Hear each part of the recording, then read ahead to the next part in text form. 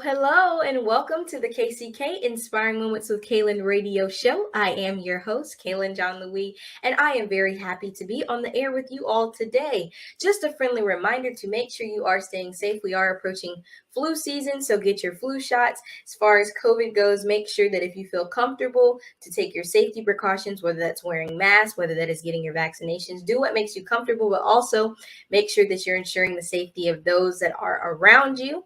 Also, before I go any further, I encourage you right now to download the Hallelujah 95.3 app so that you can listen to the show on the go with your family and friends. Also, tag a team, tag a friend, and have them listen in to today's discussion because it is going to be very powerful. It's going to be very impactful and motivational because it is Inspiring Moments with Kaylin. I am very excited to be back on. Thank you to those who continue to listen, and let's get right into today's topic. In the world, we are fortunate enough to have people that serve as our protectors and our defenders. Specifically, we have police officers whose sole purpose is to protect the lives of all. However, since several people around the world have been in or witnessed horrifying interactions with law enforcement, it's bred a culture of mistrust between citizens and police officers.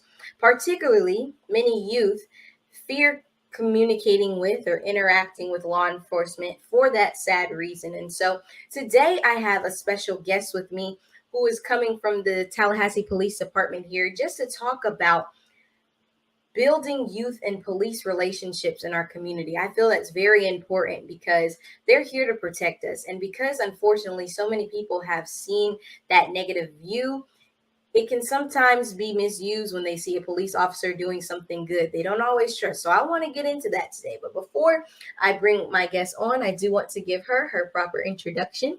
Officer Hamby graduated from Florida State University with a bachelor's of science in criminology and a minor in social work. She has been in the police department for over 30 years, where she first started as a patrol officer for 12 years. Then for the next 12 years, she was a hit and run and traffic homicide investigator. Then she worked in the Criminal Investigations Bureau for about 3 years. Then for the next 3 years, she worked for the Communication Relations Unit. And currently, she serves on the Honor Guard Unit and Special Response Team. Officer Hamby truly takes all her years of police experience and applies it to selflessly serving the Tallahassee community. I am honored to have her on my show today. Again, her name is Officer Henni Hamby. Welcome to the show, Officer Hamby. Hello, everybody. How you doing today? Doing well. Thank you again for coming on. I'm so glad to have you as a guest. Is there anything you want to say that I left out in your introduction?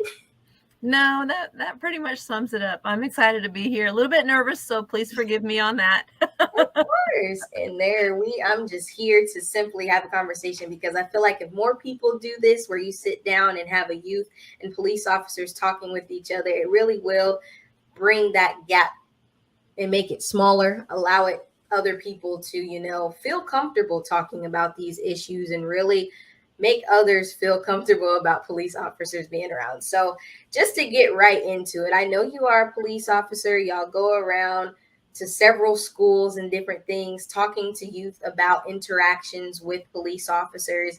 And I know some people may not be as clear on what the proper protocol may be if you're stopped by a police officer, but I want to give you the space to, share that because a lot of people don't know that, and which is why it ends up in crazy situations.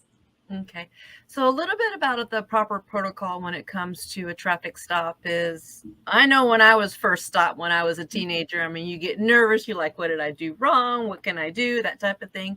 So, I mean, if you happen to see those lights come on behind you, pull over safely whenever it's safe to do so, the roadways, and that can be kind of a hazard. So if you see a parking lot or a well-lit area, depending if it's at night and you feel unsafe, just pull into those areas that will make you feel safer.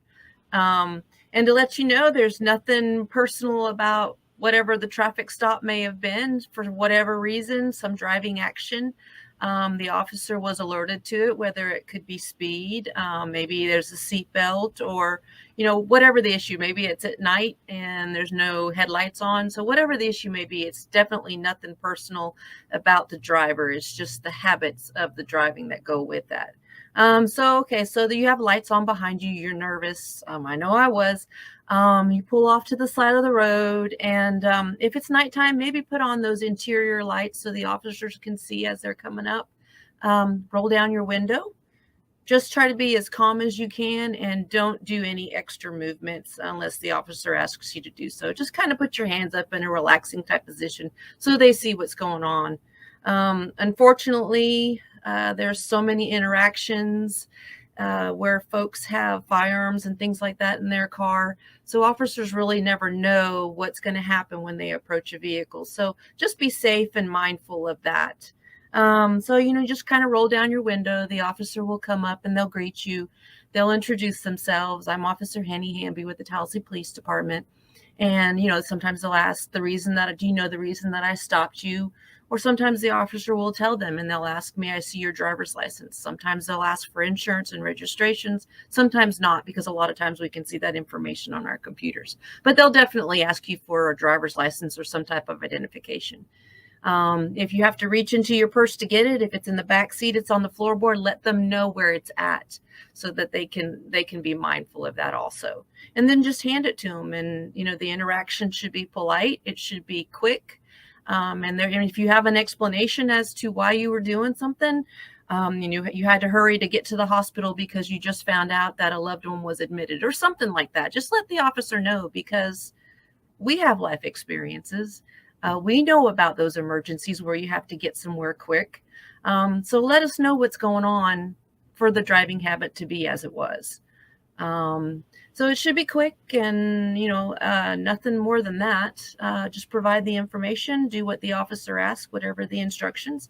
More than likely, they'll go back to the car. They might check out your driver's license to see, make sure everything's valid, because we all need to have valid driver's license on the roads. Yes. Yeah. And then depending on what's going on in the interaction, depending on the violation, you might get a warning or you might get a citation. It just kind of depends on that particular moment.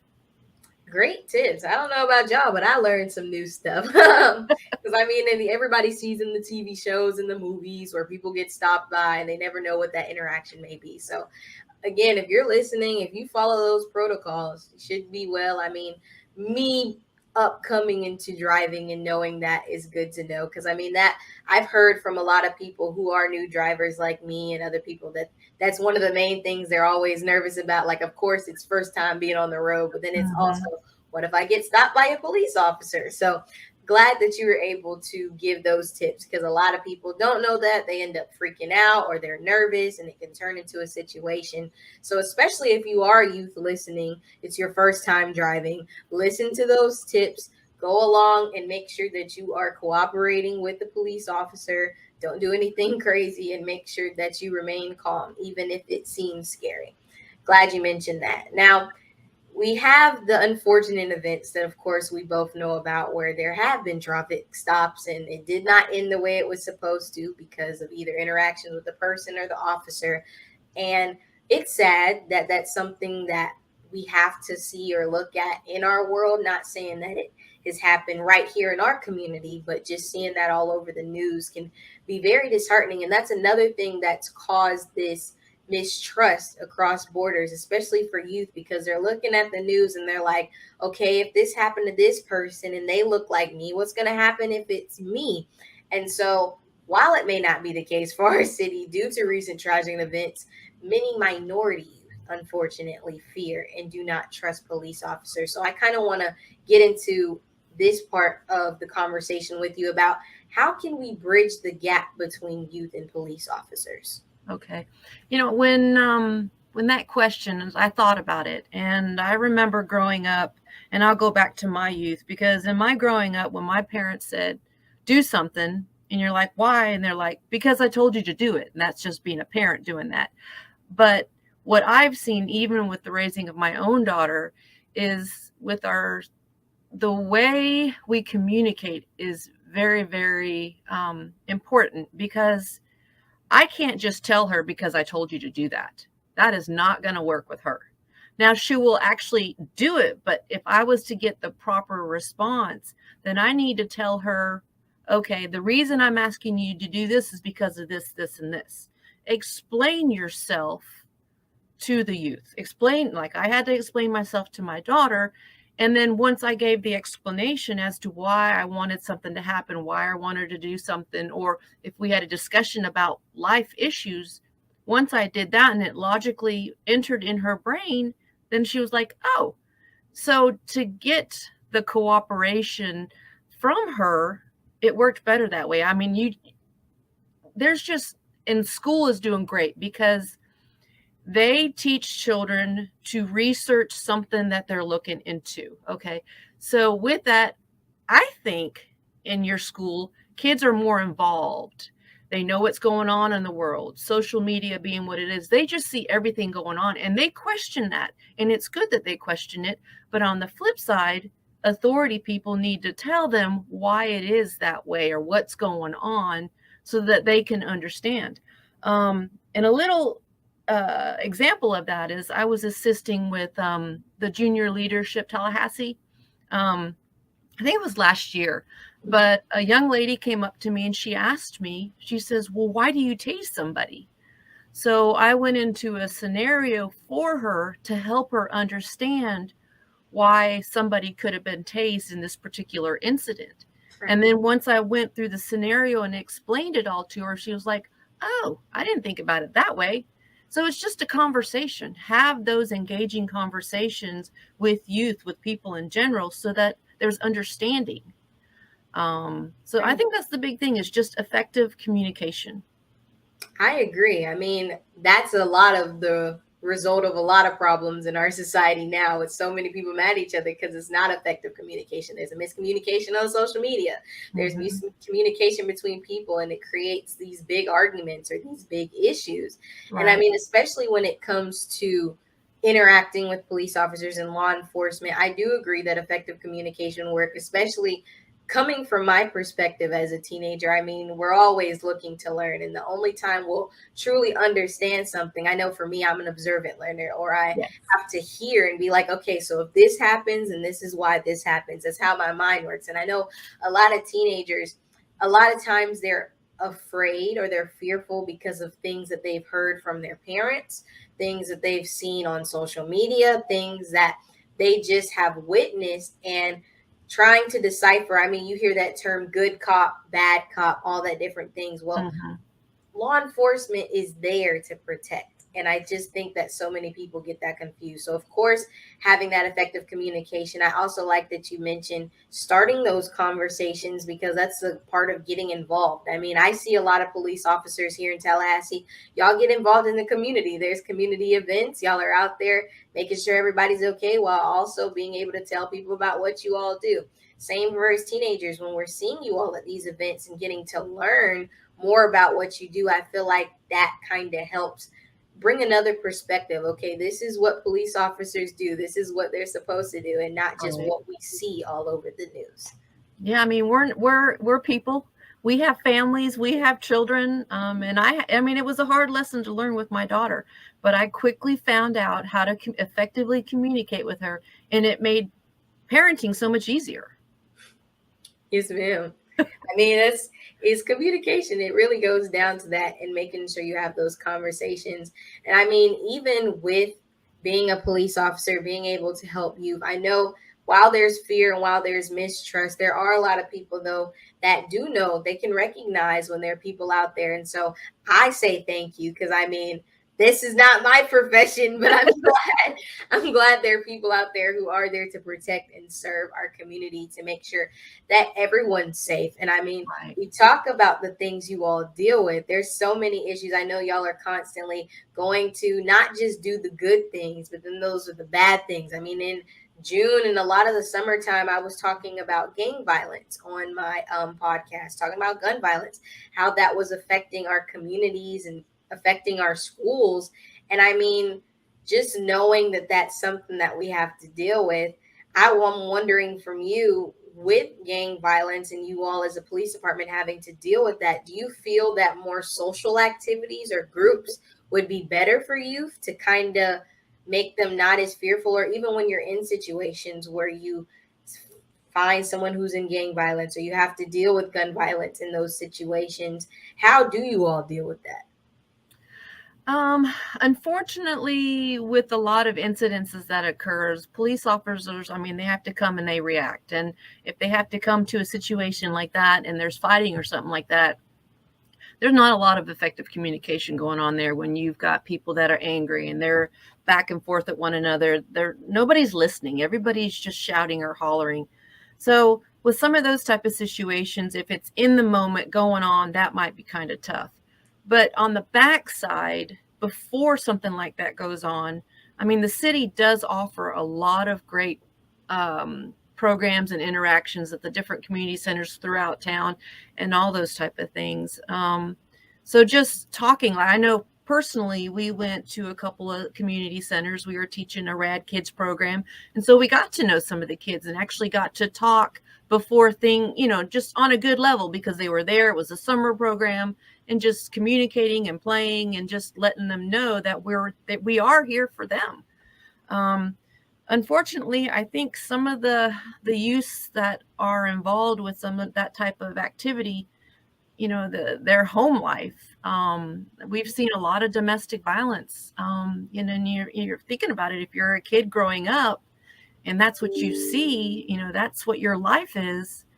I mean, I would hope that somehow the pattern can be broken, but what would your life look like? I mean, if that's what you know. Right. So somehow reaching children in the homes or just more parent interaction or just something to stop some of that violence going on there and some of the disassociation or something. I don't know. Right. But that's disheartening to see. It really is. I mean, I agree that it does start in the home a lot of times when it comes to the violence. And when it comes to, I mean, there's so many things that cause people nowadays. A lot of it's mental because there's so many things that people see that to the point where I'm angry this happened, I'm angry that happened. And their first reaction, I know my mom always says, like back in the day when people had arguments, they argue about it and talk it out. But it's Yeah. like for people in my generation, their first thing is, all right, I'm gonna pull a weapon on you, or I'm gonna go ahead and do something that is a quick of the moment decision, but then it ends up affecting them for the rest of their life. And I just feel like if more people, especially when it comes to building those relationships between youth and police officers, being able to have those conversations, they hear that if you're in that situation, you talking to them on a personal level, as you said, it's very important. A lot of times I think that us as youth just want people to hear us. And when they don't hear us, a lot of times they end up reacting, Yes. and which is what causes things like gang violence. It's what causes domestic abuse. It's what causes people to use substance abuse. It's what causes a lot of arguments and issues in our communities. And I just feel that there, like you said, overall, there needs to be more interaction, more getting out there. There are also a lot of youth who don't know much about what police officers do. They don't know what goes on because unfortunately we're all on our phones. We go out, and so not as many people are educated. I feel like if more schools, if more people came out and educated, they talked about things like you mentioned earlier with the traffic stops. They talked about basic things that you may have to deal with, especially when it comes to not knowing what happened. Like, say there's a protest. I mean, that was a lot of stuff that was going on, especially with George Floyd and Breonna Taylor when that was going on. What to do in that situation if you are protesting, curfew goes out, how do you react to those police officers? I think if people just keep having conversations like that, it will allow more effective and trustworthy relationships to be built. Absolutely. I agree. And I mean, you have that. I mean, y'all do so much. As I said, y'all do a lot to protect our community. You police officers are out there serving. That's the thing that I hear a lot of police officers say, that they're there to serve. And I know y'all serve so much, but what can we do, in your opinion, to help you all out? Because y'all help us out so much. Well, there aren't a lot of police officers out there. There are a lot of community people out there. We patrol your community, but you live in your community. All those folks live in their community. And I know they're like stakeholders in their community. Be involved, know what's going on, and then, be our eyes and ears, because we can't be everywhere all the time. I mean, of course, if you call 911, we're coming. But let's try to have that within the community before that 911 call goes out or something happens, and just be involved. I mean, we have community leaders that are part of homeowners associations and things like that, that take that initiative to be that captain within their community. So when something's going on, they let us know about it, and then we can address it, whether it's extra patrols or if there's an extra house somewhere that's having this activity that's not wanted activity within the community. We can start looking at some of those things before something gets out of hand or somebody gets angry. And the next thing you know, like you said, there's a weapon drawn. So before those things happen, be active in your community. Be that voice, be those eyes for us. Make those calls. We respond, and then, we'll handle appropriately depending on the situation. But so that's the support, be engaging in your community. I know we get huge community support because I'm out in the community all the time, and I see it. And I'm out there too because I like being involved in it, and I want to hear from people and just having those conversations, because people will individually come up and talk to you about whatever the issue is, or maybe it's not even an issue. Maybe, like you said, they just want somebody to listen to them. And I've got good ears. That's all we need is good ears. But we also need the time to do that. And that's something that's kind of hard with a lot of patrol officers, is with the amount of calls for service, the time to listen. I mean, it kind of gets put on because, next thing you know, they have another call coming in and they have to go someplace else. But here within the community relations unit, we are here for those conversations, and we have the time to listen and to talk. So if anything comes up like that within your neighborhood and you want to talk to anyone of us about that, we are here for that. Y'all make sure y'all reach out to those resources. I mean, we're hearing it. These are good solutions on how to really build those relationships. I mean, we sit on our phones, we talk to our friends, we say things like that. If you're having issues, I really wanted this purpose of this conversation for those listening to not only hear that there are people out there who care, but they're also in uniform. They're also police officers. They're human. And I think so many times people take the human out of these positions of power because they're so used to, they have authority, they can do this, they can do that. How are they affecting me? But no, police officers are humans too. We all are working together to make the world a better place. Now, are there going to be times where there are disagreements? Of course, because it's life. You're going to have times where there's miscommunication. You don't understand what's going on. But I think the most important thing is to keep talking, keep making sure that you're out there in the community. For those who may be listening, I like to advertise for this. I'm in the TPD Youth Citizens Advisory Council. That's a way, that is an active group here in Tallahassee. That is literally, the vision is to bridge the gap between youth and police officers. It's a group where youth from all of the schools in Leon County, everyone out here is talking about some of the social issues that they hear. Because, as Officer Hamby said, a lot of times us being in the community, talking amongst each other, being able to say, this is what's going on. How can we fix it? And we have to connect. We have to make connections and interact with our police officers so they can find ways to connect with us, and we can work together to kind of make these sad situations turn into positive interactions and kind of help everyone get on the same page of what's going on. So, I mean, if you're a youth, you're in high school, you're looking to join, you want to learn more about how you can be a asset into helping make sure that the community is doing well, making sure that you can be a voice, join YCAT. I mean, it's good. They have it on there. You can join, go to the TPD website, look it up on there, just look it up on Google. But it's a great option. I mean, there's several social services, and I'm sure if more people like us continue to have conversations, there'll be several things that sprout to kind of make the world a better place. Absolutely. We all live in this community. We want it to be a safe community, and we need each other to do that. Not one or the other is going to be able to be effective without the other. It's a joint venture. It is. Be that voice, like you're saying, be that voice. It's the same thing with voting. Be that voice. Right. Ooh, I'm glad you mentioned. I mean, voting is so important, especially for the people like us who can't vote yet. Y'all are not voting just for you. You're voting for us, but that's a topic for another time. Get involved in the community, get involved in helping. That's the only way things like bridging the gap between youth and police officers, trying to make sure everybody understands you have to get involved, especially if you want to know more information. The only way to continue to learn and grow is by learning more information. If you're confused on a situation that's going on, and you may have police officers you can talk to about, say, okay, I saw this in the news. What does this mean? Or can you further explain this so you're not confused and you can see what's going on? Because I mean, at the end of the day, as we keep reiterating, it is all about us coming together. One of my favorite quotes is that one person can do a lot alone, but when people come together, they can do so much in the world. So much. And I believe that, especially youth that maybe listen, if you're scared, you don't trust, you have that fear. I know it may be engraved, it may be something that's learned, but understand that there are people in the world who truly want to protect and serve. Unfortunately, we do have to deal with those who don't or who have clouded judgment for certain type situations and interactions. But not every cop is bad. Not every cop has personal vendettas. You have to trust.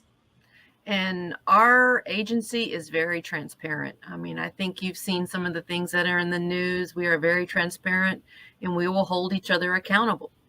So know that, and you can trust us. And if you ever have any questions, go to any, if an officer is standing there, approach them, introduce yourself, ask your question. They'll have conversation with you. Right. Yes. And if you see something, say something. Everybody hears that.